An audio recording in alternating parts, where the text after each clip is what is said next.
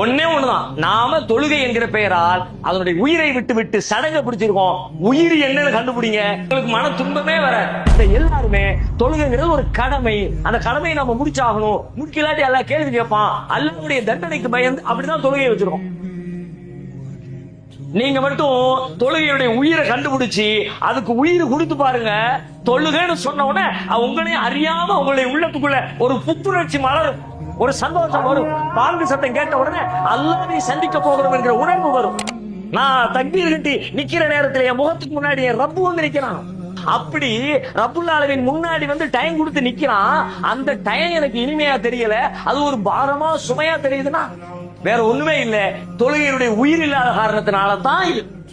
தொழுகையில உசுர கொடுத்து பாருங்க, என்ன ஆகும் தெரியுமா? சூரத்துல் பக்ரா 2வது அத்தியாயம் 45வது வசனம், வஸ்தஈனு பிஸ்ஸப்ரி வஸ்ஸலா, தொழுகையை கொண்டும் பொறுமையை கொண்டு நீங்க உதவி